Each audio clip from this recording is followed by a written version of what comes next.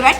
Brilliant Study Center പാളയം മലയാള മനോരമയും സംയുക്തമായി നടത്തുന്ന ബ്രില്യൻറ്റ് സയൻസ് ഒളിമ്പ്യാഡ് BSO 2026ന്റെ സെക്കൻഡ് സ്റ്റേജ് ആണ് ഇന്നിവിടെ നടക്കാൻ പോകുന്നത്. സോ BSOയുടെ ഫസ്റ്റ് സ്റ്റേജിൽ ഏകദേശം 20,000-ഓളം സ്റ്റുഡൻസ് ആണ് ആ ഒരു എക്സാം എഴുതിയത്. അവരിൽ നിന്നും സെലക്ടഡ് ആയിട്ടുള്ള കുട്ടികളാണ് ഇന്നിപ്പോൾ BSOയുടെ സെക്കൻഡ് സ്റ്റേജിലേക്ക് എക്സാം എഴുതാനായിട്ട് വന്നുകൊണ്ടിരിക്കുന്നത്. സോ അതിന്റെ വിശേഷങ്ങളിലേക്ക് നമുക്കൊന്ന് പോയി നോക്കാം.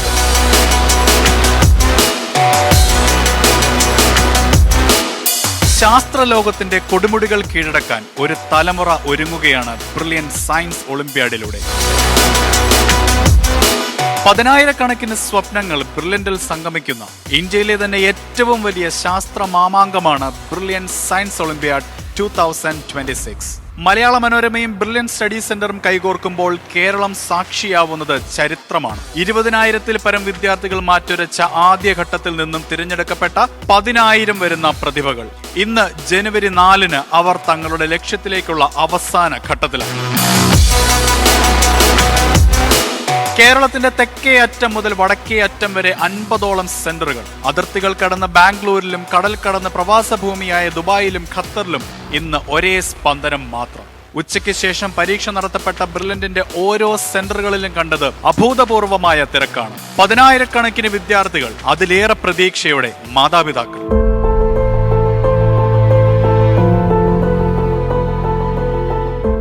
എക്സാമിൻ്റെ പ്രിപ്പറേഷൻ വളരെ മികച്ചതായിരുന്നു.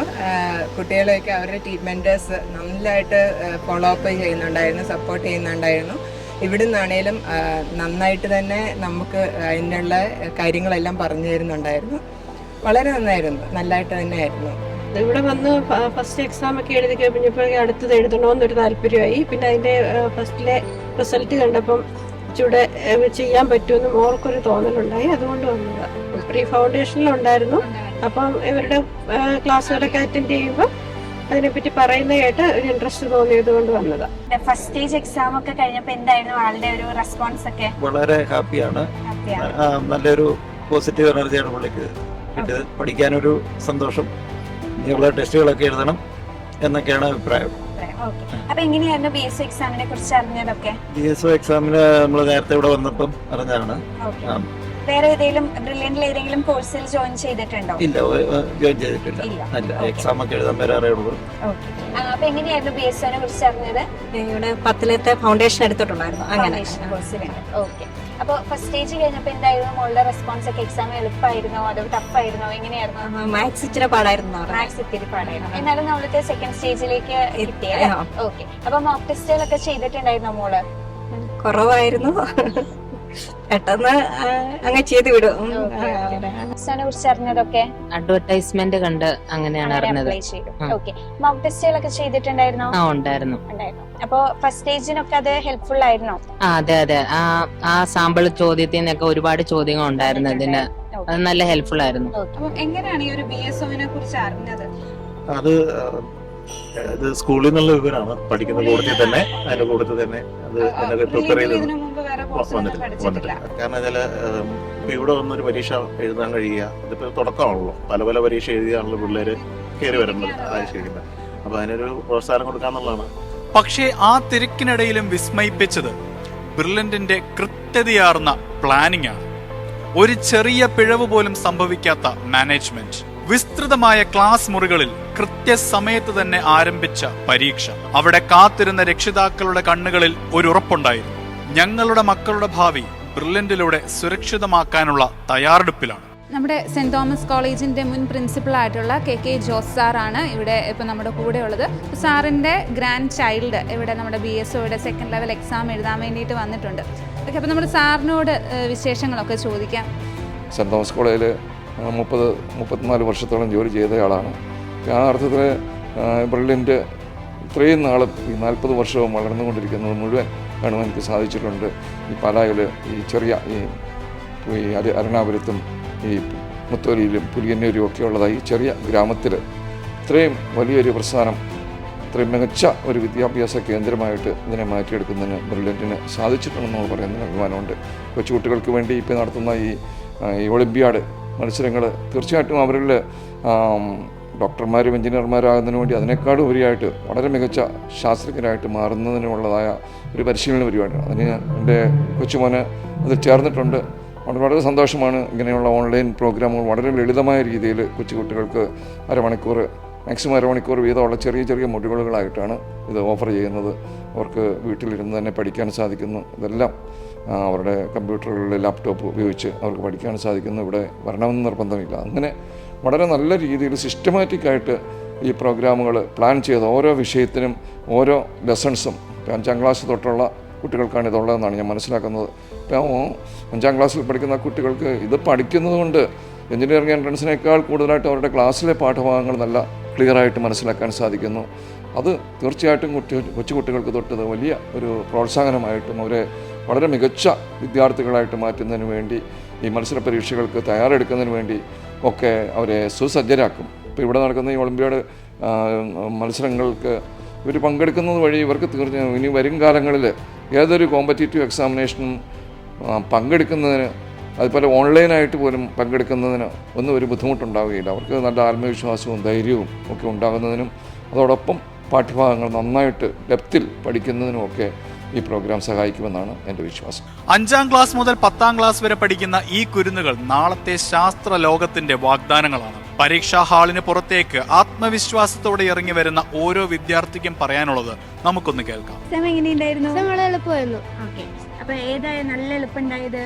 ഫിസിക്സ് കെമിസ്ട്രി ഒക്കെ ആണോ? മാത്സ് എങ്ങനെയുണ്ടായിരുന്നു? മാത്സ് ടഫായിരുന്നു. ടഫായിരുന്നു. മോക്ക് ടെസ്റ്റ് ഒക്കെ എഴുതി നോക്കിയിട്ടുണ്ടായിരുന്നോ? എഴുതി നോക്കി. എല്ലാ മോക്ക് ടെസ്റ്റ് അറ്റൻഡ് ചെയ്തു. അപ്പൊ മോക്ക് ടെസ്റ്റ് ഒക്കെ ഹെൽപ്പ് ചെയ്തിട്ടുണ്ടായിരുന്നു എക്സാമിന്? ഹെൽപ്പ് ചെയ്യുന്നുണ്ട്. അത് ചോദിച്ചാൽ കുറെ ക്വസ്റ്റ്യനകത്ത് വന്നായിരുന്നു. എങ്ങനെയാ പ്രിപ്പയർ ചെയ്ത് നമ്മുടെ ഈ ഒരു സെക്കൻഡ് എക്സാമിന് വേണ്ടിയിട്ട്? സെക്കൻഡ് എക്സാമിന് വേണ്ടി ഞങ്ങൾക്ക് വീക്ക്ലി വൈസ് ഞങ്ങൾക്ക് BSc മോക്ക് ടെസ്റ്റുകളുണ്ടായിരുന്നു. എന്നിട്ട് ഞങ്ങളെ ടീച്ചർമാർ ഗൈഡ് ചെയ്യുമായിരുന്നു. സിലബസ് ഞങ്ങൾക്ക് സ്റ്റുഡൻറ് പോർട്ടലിനകത്ത് ഇട്ടിട്ടുണ്ടായിരുന്നു. അതുവൈസ് ഞങ്ങൾ പഠിക്കുമായിരുന്നു. എന്നിട്ട് ബില്ലിന്റെ ട്യൂഷൻ വെച്ച് എക്സാം പ്രിപ്പയർ ചെയ്യുമായിരുന്നു. നമ്മുടെ BSc ഫസ്റ്റ് സ്റ്റേജ് എഴുതിയതിനു ശേഷം നമ്മൾ സെക്കൻഡ് സ്റ്റേജിലേക്ക് വരുമ്പോൾ നല്ല ടെൻഷനൊക്കെ ആയിട്ടാവും വന്നിട്ടുണ്ടാവുക അല്ലെ? അപ്പോൾ എക്സാം ഇപ്പൊ എഴുതി കഴിഞ്ഞപ്പോൾ എങ്ങനെയുണ്ട് അനുഭവം? ഞാൻ പഠിച്ചതെന്ന് പറഞ്ഞാൽ എനിക്ക് അത്യാവശ്യം എളുപ്പമായിട്ട് തോന്നി. പിന്നെ കുറച്ച് പാടായിട്ടുള്ള മാത്സ് ആയിരുന്നു, ബാക്കിയെല്ലാം എളുപ്പമായിരുന്നു, നല്ലായിരുന്നു. മോൾക്ക് എങ്ങനെയുണ്ടായിരുന്നു? ഈസി ആയിരുന്നു. സ്റ്റാൻഡേർഡ് ക്വസ്റ്റ്യൻസ് ഒക്കെ ആയിരുന്നു. ഫസ്റ്റ് സ്റ്റേജ് ആയിരുന്നോ സെക്കൻഡ് സ്റ്റേജ് ആയിരുന്നോ ബുദ്ധിമുട്ടായിട്ട് തോന്നിയത്? അങ്ങനെ വെച്ച് തോന്നുമ്പം രണ്ടും കുഴപ്പമില്ലാത്ത രീതിയിലാണ്. ഏതായിരുന്നു നല്ല ഈസി ആയി തോന്നിയത്? നല്ല ഈസി ആയിട്ട് തോന്നിയ സ്റ്റേജ് 1 ആണ്. അല്ല, സബ്ജക്ട് ഏതായിരുന്നു? സബ്ജക്ട് കെമിസ്ട്രി ആയിരുന്നു. ഓക്കെ, കെമിസ്ട്രി എളുപ്പമായിരുന്നു. ബുദ്ധിമുട്ടായി തോന്നിയത് ഏതാ? ബുദ്ധിമുട്ടായിട്ട് തോന്നിയത് ചെറുതായിട്ട് ബയോളജി ആയിരുന്നു. 5ാം ക്ലാസ്സിന്റെ എക്സാം എങ്ങനെ ഉണ്ടായിരുന്നു? എളുപ്പമായിരുന്നു. അപ്പൊ നിങ്ങൾ എങ്ങനെയാ പ്രിപ്പയർ ചെയ്ത് എക്സാമിന് വേണ്ടിയിട്ട്? കൂടുതലും ടെസ്റ്റ് ഒക്കെ മോക്ക് ടെസ്റ്റ് ഒക്കെ എടുത്ത് മോക്ക് ടെസ്റ്റ് എല്ലാം എഴുതി. അതൊക്കെ ഹെൽപ്പ് ചെയ്തായിരുന്നു. ഇപ്പൊ എക്സാം എഴുതി കഴിയുമ്പോൾ നിങ്ങൾക്ക് അറിയാലോ മോക്ക് ടെസ്റ്റ് ഹെൽപ്പ് ചെയ്തിരുന്നോ? ഓക്കെ. അപ്പം സിലബസ് ബേസ്ഡ് ആയിട്ടായിരുന്നു. നിങ്ങൾക്ക് ഒരു സിലബസ് തന്നിട്ടുണ്ടായിരുന്നു അല്ലേ എക്സാമിന് വേണ്ടിയിട്ട്? അതിൽ ഔട്ട് ഓഫ് സിലബസ് പഠിപ്പിക്കാത്തത് അങ്ങനെ എന്തെങ്കിലും വന്നിട്ടുണ്ടായിരുന്നോ? അറിയാൻ പാടില്ലാത്തത്? 2 ക്വസ്റ്റ്യൻ പഠിപ്പിക്കുന്ന സ്കൂളിലെ സിലബസ് ബേസ്ഡ് ആയിട്ടാണ്. സിലബസ് മാത്രമല്ല ചിലത് ഔട്ട് ആയിട്ടുള്ള വന്നിട്ടുണ്ട്. 2 മാത്രം. ഔട്ട് ആയതാണോ അതോ കുറച്ച് ഹയർ ലെവൽ കുറച്ച് ടഫ് ആയിട്ട് അടുത്ത നെക്സ്റ്റ് ലെവൽ പോലെ ചോദിച്ചത്? നമ്മുടെ 10th BSc second level exam എങ്ങനെ ഉണ്ടായിരുന്നു? കുഴപ്പമില്ലായിരുന്നു. മാത്സ് എല്ലാം ബാക്കിയെല്ലാം കമ്പയർ ചെയ്യുമ്പോൾ മാത്സ് ആയിരുന്നു ഏറ്റവും എളുപ്പം. പിന്നെ പാടായി തോന്നിയത് ഫിസിക്സ് ആയിരുന്നു. സമയമൊക്കെ കിട്ടിയോ എക്സാം എഴുതാൻ ഇത്രയും നേരം? ഇല്ല, ഫിസിക്സും മാത്സും കുറച്ചുകൂടി സമയം വെച്ചിട്ടായിരുന്നു. ഓക്കെ, അപ്പൊ കുറച്ചുകൂടെ ടൈം മാനേജ് ചെയ്ത് എഴുതേണ്ടതായിരുന്നു അല്ലേ? അപ്പൊ എങ്ങനെയായിരുന്നു പ്രിപ്പറേഷൻ നമ്മുടെ ഈ ഒരു BScക്ക് വേണ്ടിയിട്ട്? ആദ്യം ഈ CBSE അങ്ങനെ ടെക്സ്റ്റ് ബുക്ക് റെഫർ ചെയ്തു. പിന്നെ മോക്ക് ടെസ്റ്റുകൾ ഉണ്ടായിരുന്നു എല്ലാ ആഴ്ചയും, അതെല്ലാം എഴുതി. പിന്നെ ബ്രില്യൻ്റ് ഈ ടെക്സ്റ്റ് ബുക്കിലെ ക്വസ്റ്റ്യൻസ് ഒക്കെ ചെയ്തു. നിങ്ങൾക്ക് അറിയാൻ പാടില്ലാത്ത അല്ലെങ്കിൽ കൂടുതൽ ടഫ് ആയിട്ടുള്ള ഔട്ട് ഓഫ് സിലബസ് ആയിട്ടുള്ള അങ്ങനെ എന്തെങ്കിലും ക്വസ്റ്റ്യൻസ് ഉണ്ടായിരുന്നു? ഇല്ല, നമ്മൾ ആദ്യമേ ഇതുപോലത്തെ ബ്രില്യൻ്റ് കോച്ചിങ് ഉള്ളതുകൊണ്ട് നമുക്ക് ഈ ഫൗണ്ടേഷൻ ഉള്ളതുകൊണ്ട് നമുക്ക് ഇതുപോലത്തെ കമ്പാരിറ്റീവ്ലി മോർ ടഫ് ആയിട്ടുള്ള ക്വസ്റ്റ്യൻസിനെ ഹാൻഡിൽ ചെയ്യാൻ പറ്റിയായിരുന്നു. സോ ബ്രില്യൻ്റിൻ്റെ ഒരു ഗൈഡൻസ് കാരണം നമുക്ക് ഒരു അഡ്വാൻറ്റേജ് ഉണ്ടാവും നമുക്ക് പറയാം. നമ്മുടെ ഒരു സ്പെഷ്യൽ കോച്ചിങ് ഉള്ളതുകൊണ്ട് നമുക്ക് ഈ കമ്പാരിറ്റീവ്ലി ടഫ് ആയിട്ടുള്ള ക്വസ്റ്റ്യൻസിനെ ഹാൻഡിൽ ചെയ്യാൻ പറ്റിയായിരുന്നു. പിന്നെ അല്ലാതെ മോസ്റ്റ്ലി NCERT ബേസ്ഡ് ആയിട്ടാണ് വരുന്നത്. പിന്നെ ടെക്സ്റ്റ് ബുക്സും 10ാം ക്ലാസ്സിൻ്റെ മോസ്റ്റ്ലി എല്ലാ കാര്യങ്ങളാണ് ഞങ്ങൾക്ക് വന്നത്. അതുകൊണ്ട് പ്രശ്നമില്ല. എങ്ങനെയുണ്ടായിരുന്നു എക്സാം നല്ലായിരുന്നു. പക്ഷെ മാത്സ് ഇച്ചിരി പാടായിരുന്നു അല്ലേ? ബാക്കി 3 സബ്ജക്റ്റോ എങ്ങനെയാ പ്രിപ്പയർ ചെയ്ത് എക്സാമിന് വേണ്ടിയിട്ട്? മറ്റേ ബ്രില്യൻറ്റിനകത്ത് മറ്റേ വീഡിയോസ് കണ്ടുന്നുണ്ട്. പിന്നെ സ്കൂളിലെ മറ്റേ സയൻസിന്റെ ടെക്സ്റ്റിലൊക്കെ ഇതൊക്കെ ഉണ്ടായിരുന്നു. ഓക്കെ, നമ്മുടെ സ്കൂളിൽ പഠിക്കുന്ന സിലബസ് ബേസ്ഡ് ആയിട്ടുള്ള, അപ്പം ഫൗണ്ടേഷൻ ഒന്നും പഠിക്കുന്നില്ലെങ്കിലും സ്കൂളിൽ പഠിക്കുന്ന കുട്ടികൾക്കാണെങ്കിലും എഴുതാൻ പറ്റുന്ന പോലത്തെ എക്സാം ആയിരുന്നു അല്ലേ? ഓക്കെ, മോക്ക് എക്സാം ഒക്കെ എഴുതുന്നുണ്ടായിരുന്നു, മോക്ക് ടെസ്റ്റുകൾ? അതൊക്കെ എഴുതും. ഓക്കെ, അപ്പം എങ്ങനെ ഈ ഒരു BSOനെ കുറിച്ച് അറിഞ്ഞത്? സ്കൂളിൽ 2 ചേച്ചിമാര്, ക്ലാസ്സിനകത്ത് 2 ചേച്ചിമാര് വന്ന് പറഞ്ഞു. ഓക്കെ, സ്കൂളിൽ നിന്ന് അറിഞ്ഞ അല്ലേ? ഓക്കെ, അപ്പം ഇങ്ങനെയുള്ള എക്സാമുകളെ കുറിച്ചൊക്കെ എങ്ങനെയാ പിള്ളേർക്ക് നല്ലതാണോ അതോ പിന്നെ വളരെ നല്ലതാണ്. പിന്നെ നമുക്കത് വളരെ ഉപകാരമുണ്ട്. കാരണം ഞാൻ എപ്പോഴും പറയും, ഈ ക്ലാസ് നന്നായിട്ട് കേൾക്കൂ, ക്ലാസ്സിൽ ശ്രദ്ധിച്ചില്ലെങ്കിൽ പോലും ഇതുകൊണ്ട് നമുക്ക് ഒത്തിരി മനസ്സിലാക്കാൻ പറ്റുന്നുണ്ട്. ഞാൻ എപ്പോഴും പറയാറുണ്ട്. അപ്പൊ എങ്ങനെയുണ്ടായിരുന്നു സെക്കൻഡ് ലെവൽ എക്സാം? കുഴപ്പമില്ലായിരുന്നു. അത്രേ ഉള്ളൂ ആണോ? ഇവിടെയോ? എളുപ്പമായിരുന്നു. ഇച്ചിരി പാടായിട്ട് തോന്നി, പക്ഷെ കുറച്ച് കഴിഞ്ഞപ്പോ ക്വസ്റ്റ്യൻസ് വന്നപ്പോ എളുപ്പമായിരുന്നു. ഇപ്പം ഫൗണ്ടേഷൻ ഉള്ളതുകൊണ്ട് അത്യാവശ്യം നല്ല ഈസി ആയിരുന്നു. എന്തായാലും അത്യാവശ്യം എളുപ്പമായിരുന്നു. എങ്ങനെയുണ്ടായിരുന്നു എക്സാം? ഓക്കെ ആണോ? ഏതാ എളുപ്പമുണ്ടായിരുന്നേ? ഒന്നാമത്തേത്. ഏതാ? രണ്ടാമത്തെ. ഇപ്പൊ നടന്ന എക്സാം ആണോ? ഓക്കെ, അതിൽ ഏത് സബ്ജക്ട് എളുപ്പമുണ്ടായിരുന്നേ? ഫിസിക്സ് എളുപ്പമായിരുന്നോ? ബുദ്ധിമുട്ടുള്ളത് ഏതായിരുന്നു? മാത്സ് ആയിരുന്നോ? ഓക്കെ. അപ്പൊ നിങ്ങൾ ഫസ്റ്റ് ലെവൽ എക്സാം എഴുതിയപ്പോ നമുക്കറിയാം അല്ലെ, എങ്ങനെയാ നിങ്ങൾ വിചാരിച്ചിരുന്നോ സെക്കൻഡ് ലെവലിലേക്ക് കിടക്കും എന്നൊക്കെ, സെക്കൻഡ് ലെവലിൽ ക്വാളിഫൈ ചെയ്യാൻ പറ്റും എന്നൊക്കെ വിചാരിച്ചിട്ടുണ്ടായിരുന്നോ? അല്ല, എത്ര വരെ എടുക്കുന്നത് എനിക്ക് അറിയത്തില്ലായിരുന്നു. അപ്പൊ ഒരു സംശയം ഉണ്ടായിരുന്നു. ആ എക്സാം എങ്ങനെയുണ്ടായിരുന്നു? ഫസ്റ്റ് ലെവലൊക്കെ അത് എളുപ്പമായിരുന്നു. അത് വെച്ച് കമ്പയർ ചെയ്യുമ്പോൾ നമ്മുടെ സെക്കൻഡ് ലെവൽ എങ്ങനെയായിരുന്നു? അത് വെച്ച് അങ്ങനെ കമ്പയർ ചെയ്യാൻ ആണെങ്കിൽ കൂടുതൽ എളുപ്പം ഫസ്റ്റ് ലെവൽ തന്നെയായിരുന്നു. നമുക്ക് ഒരുപാട് മോക്ക് ടെസ്റ്റുകളൊക്കെ ഉണ്ടായിരുന്നു അല്ലേ? അതൊക്കെ അറ്റൻഡ് ചെയ്തിട്ടുണ്ടായിരുന്നോ? അറ്റൻഡ് ചെയ്തിട്ടുണ്ടായിരുന്നു. ഏകദേശം ആ സെയിം പാറ്റേൺ ഒക്കെ തന്നെ ആയിരുന്നു.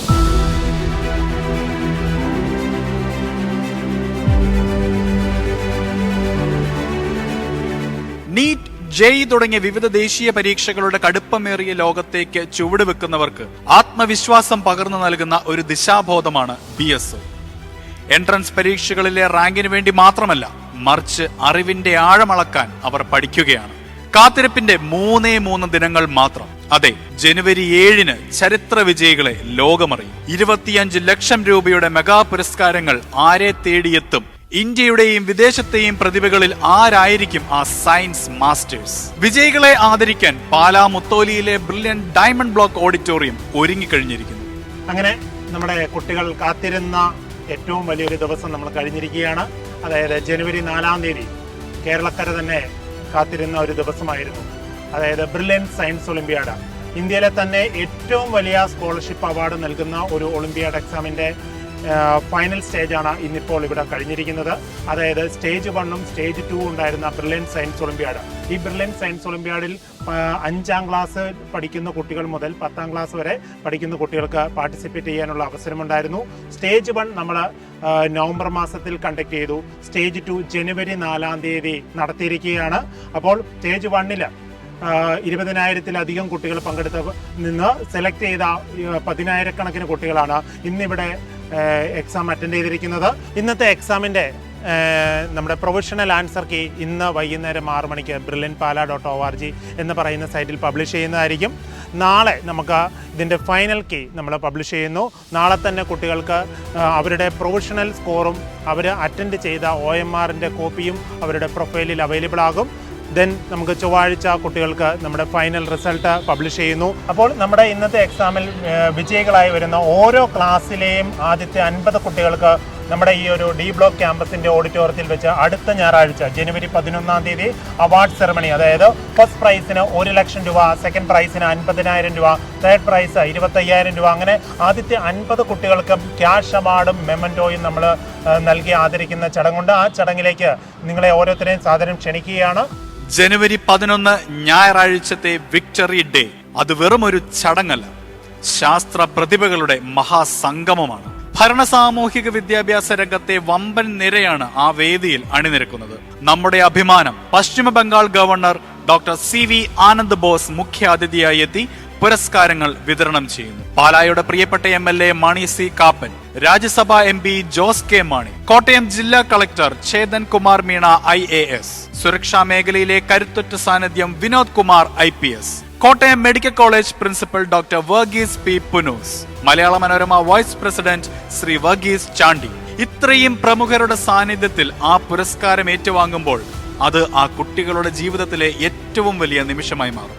ബ്രില്യന്റ് എന്ന പേര് ഇന്ന് വിദ്യാഭ്യാസ ലോകത്തെ വിജയത്തിന്റെ പര്യായമാണ്. റിസൾട്ടുകളുടെ പെരുമഴ തീർക്കുന്ന ഈ സ്ഥാപനത്തിൽ തങ്ങളുടെ മക്കളെ എത്തിക്കുക എന്നത് ഏതൊരു മാതാപിതാക്കളുടെയും സ്വപ്നമാണ്. ആ സ്വപ്നത്തിന് നിറം പകരാൻ പുതിയൊരു കാലം രചിക്കാൻ team brilliant സർവ്വസജ്ജമാണ്.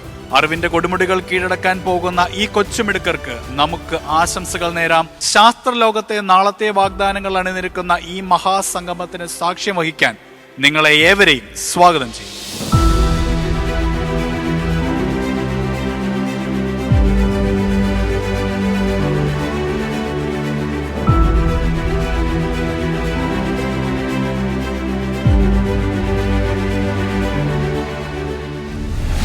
Brilliant Study Center, India's #1 coaching center for NEET and JEE.